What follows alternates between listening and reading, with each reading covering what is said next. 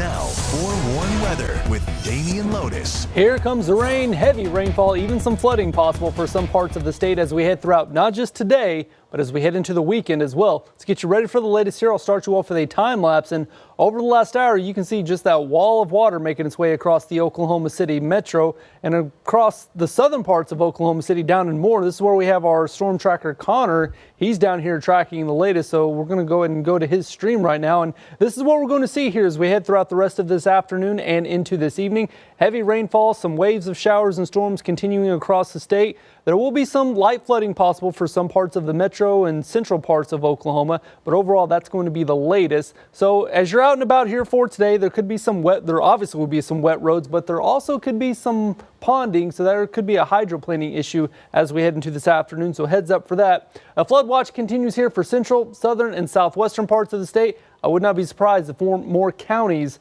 are added to this watch here as we head into tonight. So that first batch of heavy rainfall I was tracking this morning, that's continuing to lift its way up to the north and right now crossing the Kansas border. But as you look downstream here for central, southern, and southwestern parts of the state, more rainfall is developing, and this is going to also work its way here in Oklahoma City. So across northern Oklahoma, the heaviest rainfall continues north of Guthrie here along I-35. The storm motion overall is going to be to the north, moving about 20 to 30 miles an hour. So these showers, they are moving pretty quick, but there are some pockets of heavy rainfall embedded in here, so heads up for that. Flooding could be an issue here as we head into tonight. For Oklahoma City and northern parts of the metro, the heaviest rainfall is going between Kingfisher, Dover, up toward Tennessee, once again lifting up to the north and to the northeast. Here for Oklahoma City, we're not seeing the heavy rainfall that we had earlier, but there are some pockets of light to moderate rainfall, especially across the eastern parts of the metro for Choctaw, Harrah, over towards McLeod. Off to the south, more normal where we had Connor. You can still see some heavy rainfall continuing. Overall, flooding is going to be the primary risk. Not really seeing any lightning with any of these, so just good old-fashioned rainfall, not much thunder outside. Across I-35 to the south, we have some pockets of light to moderate rainfall continuing, nowhere near the broad outline of the storms we have up to the north, so it's going to be a little bit more spotty across southern and southwestern parts of the state. But we still have some very good rainfall south of Altus and the Red River down there. On down the line here, I-40 off to the west, we have a break in the rainfall right now. Most of the heavy rainfall is lifting to the north of I-40, so across northwestern parts of the state, this is definitely where we need the rainfall because of the drought. We're still seeing some broad areas of some light to moderate rainfall continuing. So overall, the heaviest rain is continuing to lift its way to the north, but we will still see some batches of rain continuing here as we head throughout the next couple of hours.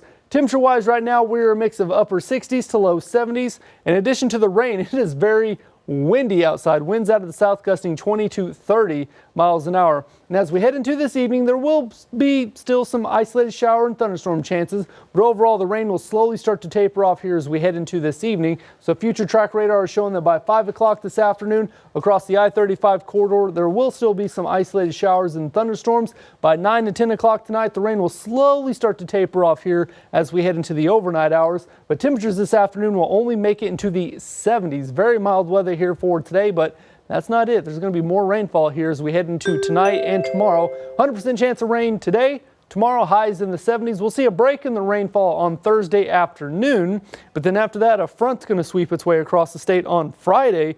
That's going to bring us some more rainfall chances here as we head into the weekend. And one thing I also want to point out, Saturday into Sunday, there's going to be a very strong cold front sweep its way across the state. That could bring wind chills in the teens on Monday morning and trick-or-treating temperatures around freezing. So I'll continue to watch that. But in the meantime, we're going to be watching out for the flooding threat for today and tomorrow. And plan your costume accordingly. Yes. It's going to be cold out. Yes. All right, Damian, thank you for that.